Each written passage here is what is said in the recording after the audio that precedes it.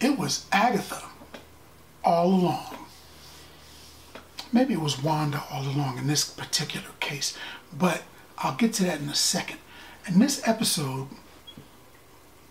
a lot of things happen.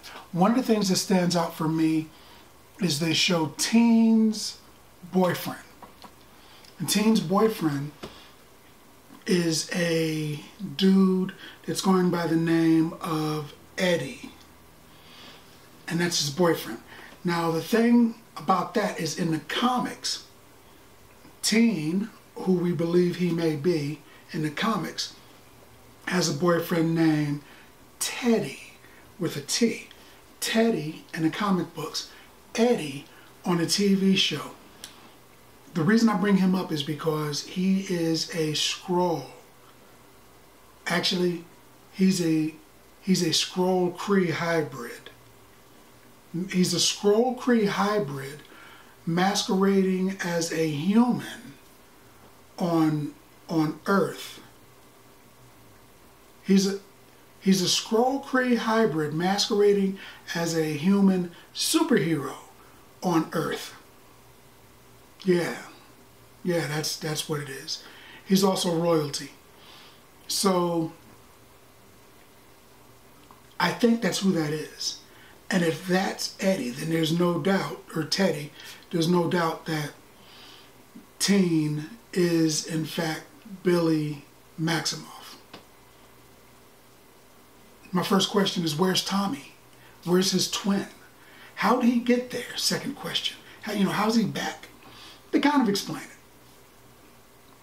it. The guy, William, was in the car with his family. He just had his, I'm assuming it was like his bar mitzvah, and he's going home with his family. They have an accident.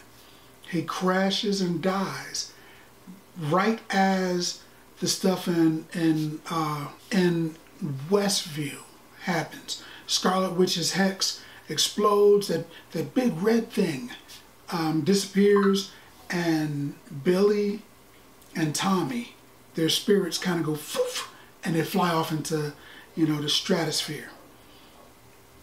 Billy, being magical, finds a body just like that.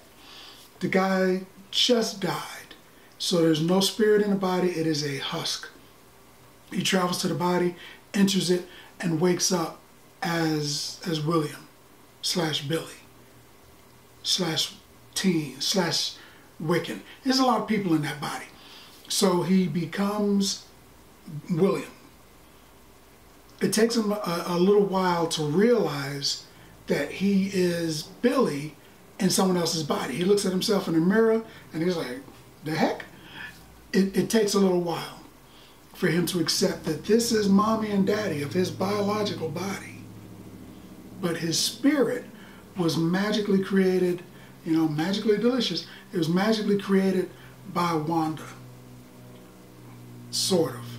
In the comic books, his spirit, he and Tommy are fragments of a demon called Master Pandemonium. They were his arms. And Master Pandemonium had the ability to open up a portal in his chest and allow demons to pass through. He could also make his arms and legs powerful demons. He created the souls, I guess, of Tommy and Billy. Later it found out that Master Pandemonium was an agent of Mephisto, and these fragments might very well have been parts of Mephisto's spirit. He's a demon. I don't know if he's got an actual soul. They say soul, but I don't know if he's got a soul. He's a demon. You lose your soul when you become a demon, right? I think. I've never been a demon. I'm not exactly sure how that works, but there were fragments of Mephisto. More evidence that the M-Man might be floating around there somewhere. So Billy realizes who he is, and he wants to investigate how to free. He's actually looking for Tommy, because as soon as he becomes aware of what's going on, first word he says is Tommy. his brother, his twin. I guess your twin brother would be closer to you than your mom would be. He's looking for him, but also probably Wanda. So he investigates, and he finds out about Agatha, finds out stuff about Westview, learns different stuff. He's in Eastview right now. He actually runs into a couple of the witches during his travels before he meets them later. And he believes that Agatha can help him.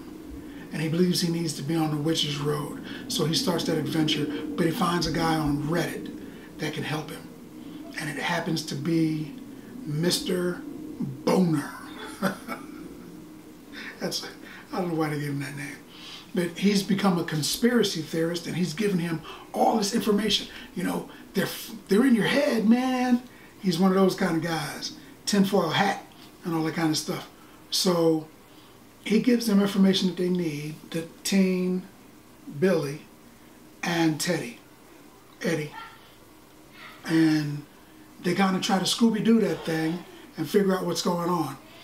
And then he decides he needs to find out what's going on and go to Westview. And that's pretty much where the story starts with Agatha All Along. It's giving us the backstory of how Billy showed up. And it also looked like he didn't really get hit by that car in the alley when Agatha was chasing him. Looked like he kind of threw himself on the ground so he could get caught. And it also gives us a deep dive into what was going on in her mind, where she thought she had a gun. It was a water gun. She thought she was in an office. She was just in her living room, man. She thought she was driving a car. She was just sitting next to pots and pans in her house. Wanda had her mind really, really goofed up, which actually is an avenue for the ability to control the minds of others, like people like Professor X and the Purple Man and stuff like that. Mostly mutants have that power.